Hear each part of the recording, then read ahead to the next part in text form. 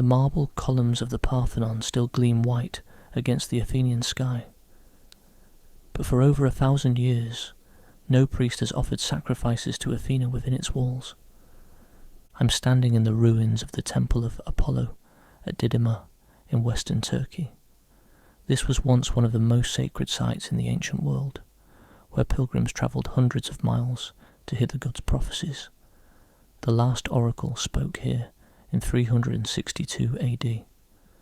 For 16 centuries since, these columns have stood silent, save for the whistle of wind through broken stone and the flutter of nesting birds. Today's video will explore how temples that had served the gods for over a millennium could be abandoned almost overnight, and why the transition from the classical world to the Middle Ages spelled doom for some of the most magnificent religious buildings ever constructed. The Greek temple was far more than a building. It was the physical embodiment of divine presence on earth. Unlike Christian churches, which were designed to hold congregations, Greek temples housed the god themselves. The deity's statue stood in the inner sanctuary. The naos, surrounded by offerings of gold, silver, and precious stones accumulated over centuries. The god literally lived there. At the height of the classical period, Greece was home to thousands of these sacred structures, and I mean thousands. We're not talking about a few dozen impressive monuments scattered across the Mediterranean. Archaeological surveys have identified over 3,000 temple sites in mainland Greece alone, and that's just what we've found so far. Every city-state, no matter how small, maintained multiple temples. Athens had over 50. Even tiny settlements with populations of just a few hundred souls would scrape together the resources to build at least a modest shrine to their patron deity. The scale varied wildly. Some were simple structures barely larger than a modern garden shed, housing a rough-hewn stone representation of a local god. Others were architectural marvels that still take our breath away 2,000 years later. Consider the Temple of Zeus at Olympia, where the ancient Olympic Games were held. This wasn't just a building. It was a statement of ambition so audacious it bordered on hubris. Inside sat a statue of Zeus 40 feet tall, crafted from gold and ivory by the sculptor Phidias. The god sat on a throne inlaid with ebony and precious stones, holding a figure of Nike, the goddess of victory, in his right hand. Ancient writers claimed that if Zeus stood up, his head would crash through the temple roof. This single statue was counted among the 7 wonders of the ancient world, and pilgrims travelled from Spain to India just to stand before it. But here's what really blows my mind about these temples: the sheer engineering genius required to build them. The mathematics of Greek temple construction were staggering. Take the Parthenon, perhaps the most perfect building ever constructed. This temple required 22,000 tons of marble, transported block by block from quarries 10 miles away. 22,000 tons. That's the weight of roughly 150 blue whales, if you need a mental image. Each block had to be cut with bronze tools. The Greeks didn't have steel, then dragged on wooden sledges or rolled on logs to the Acropolis. The largest blocks weighed 9 tons each. Moving just one of them would require dozens of workers, teams of oxen, and elaborate pulley systems. And it wasn't just about moving rocks. Greek architects understood something profound about human perception. They knew that perfectly straight lines look curved to the human eye, so they deliberately built curves into their straight buildings. The Parthenon's foundation rises 4 inches higher in the centre than at the corners. Its columns lean slightly inward. The corner columns are thicker than the others. Every single one of these adjustments was calculated to create the optical illusion of perfect straightness and proportion. This wasn't just construction, it was sculpture on an architectural scale. The investment was astronomical. Athens spent more on the Parthenon than it did on its entire navy in the same period, and Athens was a naval superpower. The temple took 15 years to complete, employed hundreds of craftsmen, and consumed roughly 470 silver talents in cost.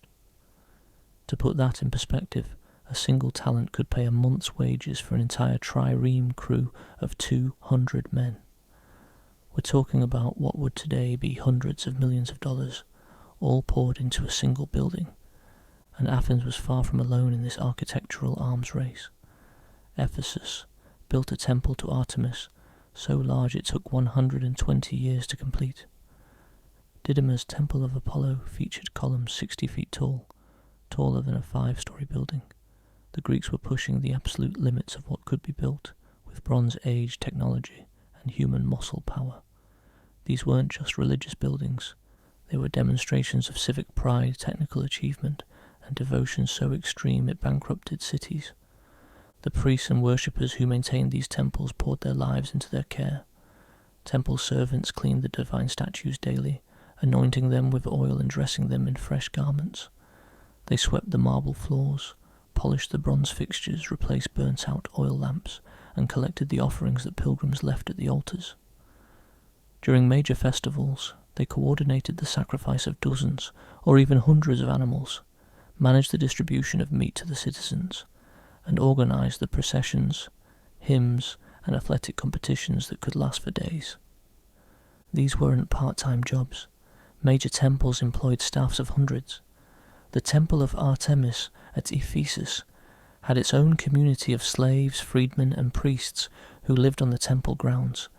There were butchers to prepare sacrificial animals, scribes to record offerings, treasurers to manage the vast wealth stored in the temple vaults, and hierophants, high priests who understood the complex rituals that maintained the god's favour. This was an entire economy built around divine service. But what none of these priests, architects, or worshippers, not one of them, despite all their wisdom and all their carefully observed rituals, what they couldn't foresee was that their entire religious universe was about to collapse. And I don't mean gradually fade away over centuries. I mean collapse. Completely. Within just a few generations. Because here's the thing that makes this story so extraordinary. The first cracks in the temple system appeared not from barbarian invasions or natural disasters, but from an unexpected source that nobody saw coming. Not from the Persians, who had burnt Athens and were the traditional enemy. Not from the Romans, who had conquered Greece, but largely respected its religion. Not from earthquakes or plagues or economic collapse. The threat came from a carpenter's son from Nazareth, preaching a message that seemed absurd to educated Greeks, that there was only one God, that he had died on a cross like a common criminal, and that this humiliating death was somehow humanity's salvation. To the Greeks, with their sophisticated philosophy and their magnificent temples to multiple gods, this was nonsense. Worse than nonsense, it was offensive to reason itself. And yet, this strange new faith spread like wildfire through the Roman Empire. By the time Constantine legalized Christianity in 313 AD, the empire contained an estimated 1,800 major pagan temples, each with its own priesthood, festivals and endowments. These were institutions that had operated continuously for centuries, some for over 1,000 years.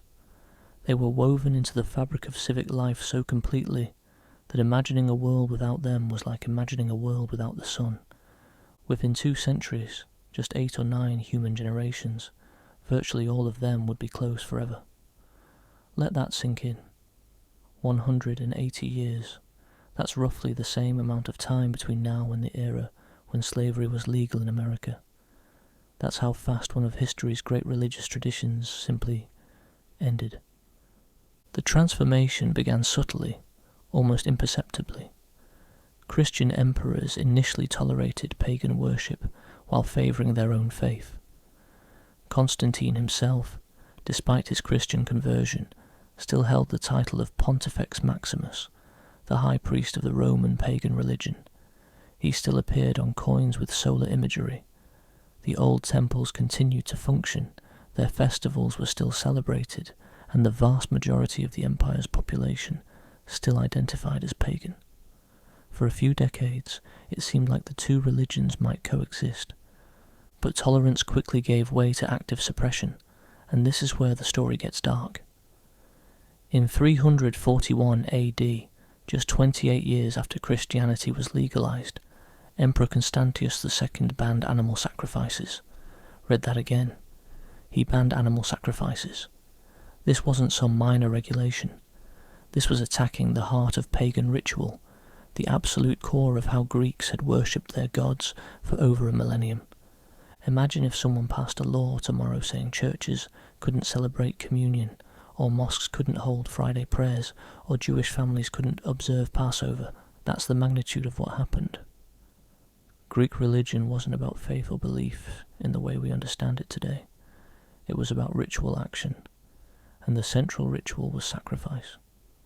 You maintained a relationship with the gods by offering them the smoke of burning meat, the blood of animals, the first fruits of harvest. Without the daily offerings of bulls, sheep and goats, temple priests found themselves with nothing to do. The elaborate rituals they'd spent years learning became illegal overnight. The animals that would have been sacrificed were slaughtered for secular purposes or not at all. The sacred fires that had burned continuously for centuries were extinguished. The gods, it seemed, had fallen silent, not because they'd withdrawn their favour, but because it was now a crime to speak to them in the only language they understood. And this was just the beginning. What happened next defied every assumption about religious continuity, and I need you to really understand how unprecedented this was. Throughout human history, religions evolve slowly. They absorb new influences, syncretize with other beliefs, adapt to changing circumstances. The transition from one faith to another typically takes centuries, with long periods of overlap where old and new practices coexist. That's the normal pattern. This wasn't normal. Temples that had operated continuously for 800 years were shuttered within a single generation. Let me give you specific examples, because the details here are staggering. The Temple of Artemis at Ephesus, one of the 7 wonders of the ancient world, remember, saw its last recorded sacrifice in 380 AD. This temple had been in continuous operation since the 6th century BC. That's roughly 1,400 years of uninterrupted worship. The priests who closed those doors for the final time were part of a tradition stretching back 56 generations. Their ancestors had served the goddess through Persian invasions, Greek independence, Roman conquest, civil wars, plagues and famines. The temple had survived everything, and then it just stopped. The oracle at Delphi tells an even more haunting story. For over a millennium, this wasn't just a temple, it was the spiritual and political nerve centre of the Greek world. When cities were considering war, they consulted Delphi. When colonists were planning to found new settlements, they sought the gods' approval. When plagues struck or harvests failed, delegations travelled to Delphi seeking divine explanation. The Pythia, the priestess who delivered Apollo's prophecies, was arguably the most powerful religious figure in the ancient Mediterranean.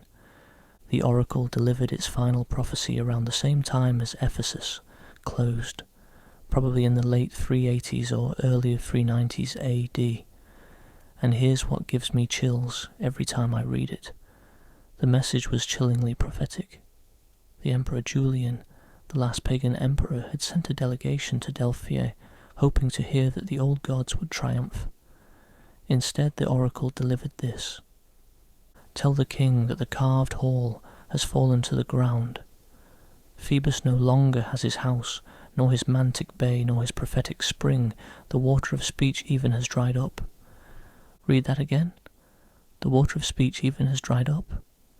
The gods themselves were announcing their own obsolescence. Whether you believe this was genuine prophecy, or a priest's shrewd reading of political reality, doesn't matter. The symbolism is devastating. The voice that had guided Greek civilization for over 1,000 years was falling silent, and it knew it. After that, silence. The temple complex at Delphi, which had employed hundreds of priests, attendants and support staff, which had hosted delegations from every corner of the Mediterranean, which had accumulated treasures from grateful cities for centuries, it was simply abandoned. The eternal flame went out. The sacred spring still flowed, but no one listened to it anymore. The speed of abandonment was breathtaking, and we know this not from ancient propaganda, but from hard archaeological evidence. I've walked through these sites, examined the excavation reports, and the physical record tells the same story everywhere you look.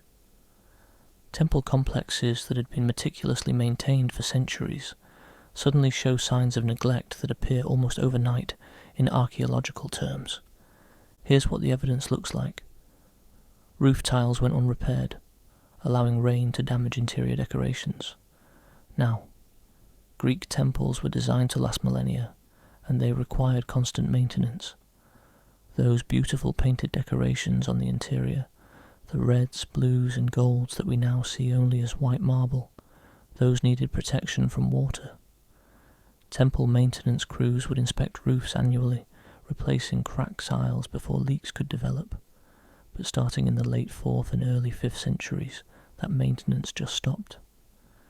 You can see it in the archaeological record, water damage spreading across interior surfaces that had been pristine for centuries. Sacred groves were cut down for timber. This is particularly heartbreaking when you understand what these groves meant. They weren't just trees near a temple, they were themselves sacred, often planted centuries earlier and protected by religious law. Cutting down a tree from a sacred grove was considered sacrilege that could bring divine punishment on an entire community. Yet, archaeological surveys of temple sites show extensive deforestation in this period. Trees that had been protected for generations were suddenly just lumber. Votive offerings disappeared wholesale. These were the gifts that worshippers had left for the gods over centuries. Bronze statues, silver cups, gold jewellery, carved gemstones. Major temples had entire treasury buildings filled with these offerings, catalogued and protected. But starting in the late 4th century, they began vanishing. Some were melted down for their precious metals. Others appeared in the hands of collectors in Constantinople, Rome, and Alexandria. The temples had become mines to be exploited rather than sacred sites to be protected. But here's the thing that really explains why this happened so fast. The death blow to the temples came from an unexpected source. It wasn't theology that killed them. It was economics. Greek temples had functioned as banks. The original banks, actually. They stored not just religious offerings, but the treasuries of entire cities. This system had developed over centuries and made perfect sense. Temples were the most secure buildings in any city, protected by both walls and divine sanction. Who would rob a god? The penalty was death in this life, and eternal punishment in the next. So cities deposited their wealth in the temples, and the temples would loan it out at interest, creating an ancient form of banking. The scale of this wealth was extraordinary. The Temple of Athena on the Athenian Acropolis held the equivalent of 40 million silver drachmas at its peak. To put that in perspective, that's enough to fund the entire Peloponnesian War, which lasted 27 years and involved every major Greek city-state. We're talking about accumulated wealth on a national scale, all sitting in the temple vaults. Now imagine you're a Christian emperor looking at a failing economy, expensive military campaigns, and an empire that needs funding. And right there, sitting in pagan temples that your religion considers demonic anyway, are literally tons of gold and silver. The temptation was irresistible. When Christianity became the state religion under Theodosius I in 380 AD, these vast accumulations of wealth were systematically confiscated. And let me be clear about what confiscated means. This wasn't a legal process with compensation. This was state-sanctioned looting on an industrial scale. Emperor Theodosius I, who banned pagan worship entirely in 391 AD, didn't simply close the temples. He looted them with bureaucratic efficiency. Historical records document the seizure of 2,000 pounds of gold from the Temple of Jupiter Optimus Maximus in Rome alone. 2,000 pounds of gold. At today's prices, that's worth roughly $50 million, and that's just one temple. The temple also yielded silver, bronze statues, precious stones, and ivory decorations worth multiples of the gold. Now multiply this across thousands of temples throughout the empire, Every major city had temples holding similar treasures: the Temple of Apollo at Delphi, the Temple of Artemis at Ephesus, the Temple of Hera at Samos, the Temple of Poseidon at Sunion.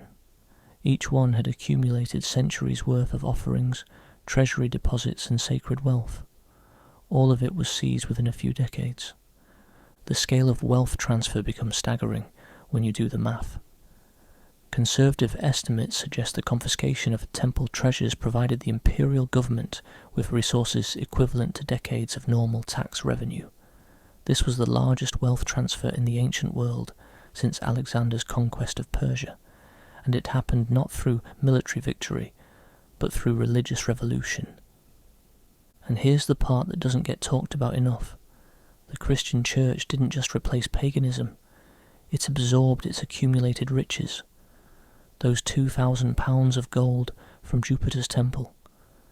They were melted down and remade into Christian liturgical objects, or sold to fund the construction of Christian churches. The imperial government took its cut, but a substantial portion of confiscated temple wealth was transferred directly to bishops and church authorities. This created a perverse incentive structure. Closing pagan temples wasn't just about religious conviction, it was profitable. Bishops who aggressively pursued the closure of temples in their regions could expect to receive a share of the confiscated wealth.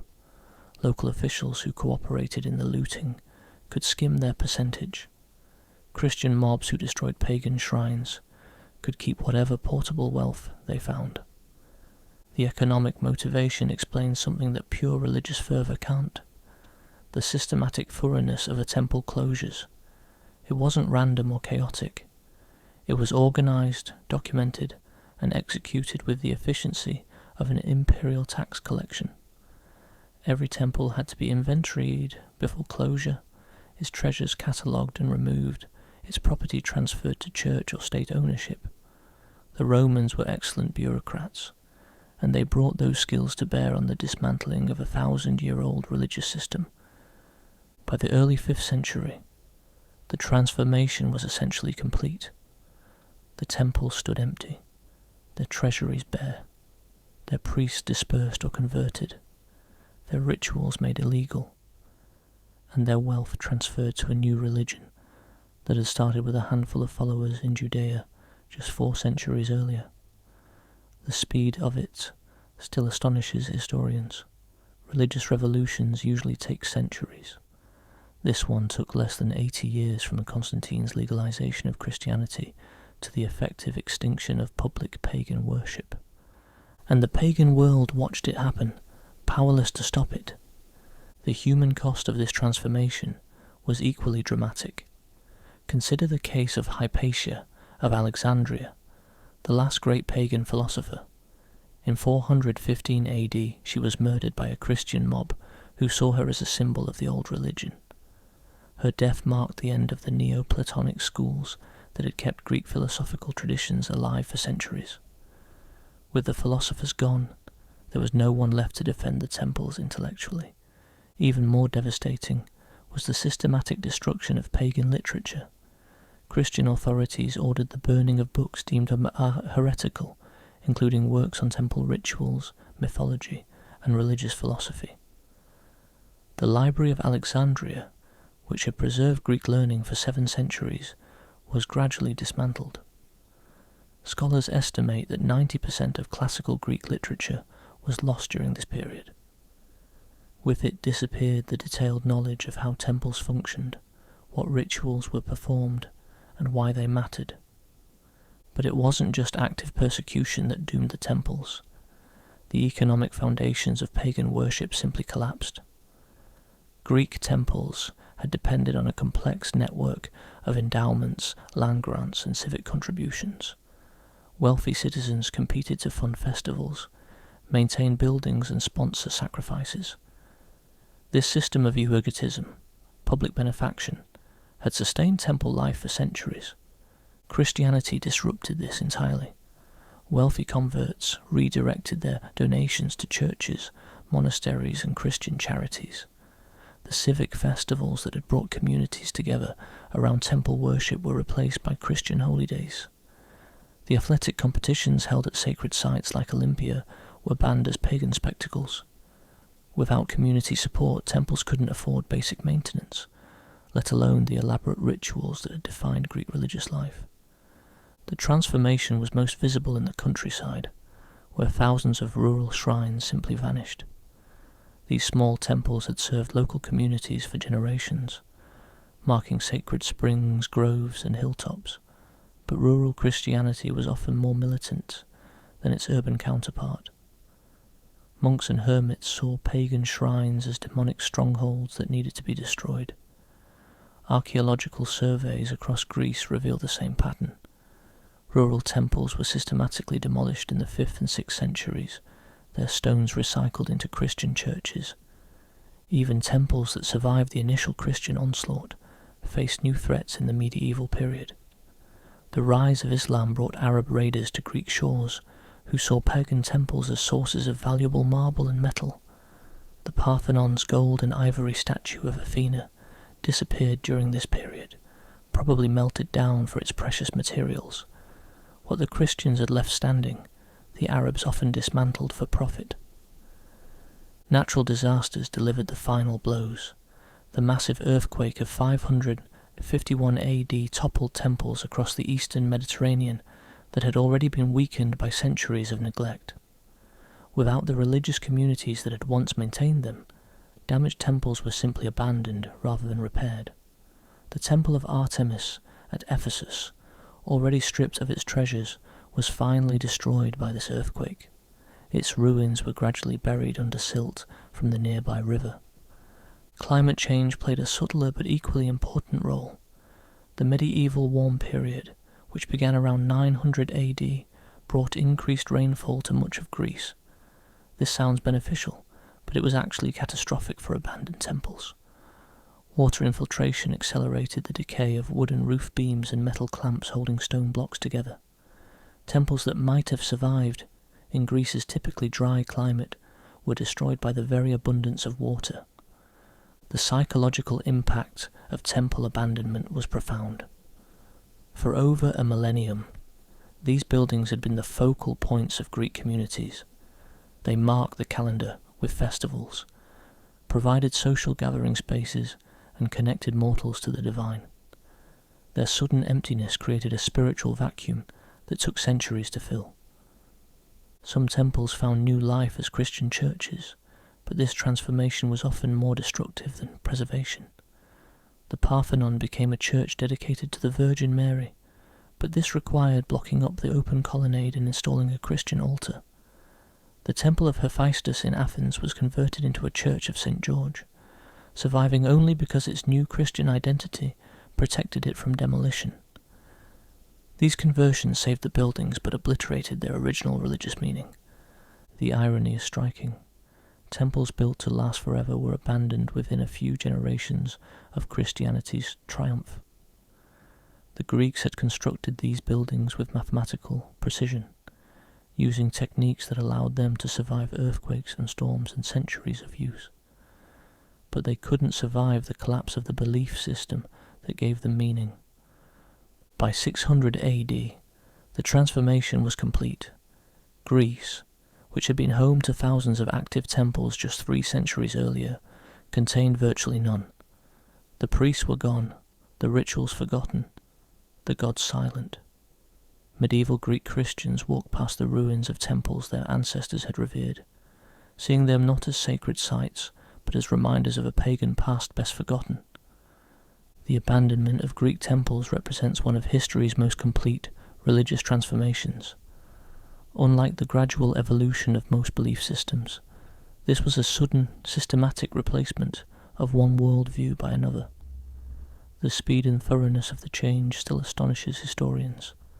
How could buildings that had defined Greek civilization for a millennium be abandoned so quickly and completely? The answer lies in understanding that temples were never just buildings. They were the physical manifestation of an entire way of understanding the world.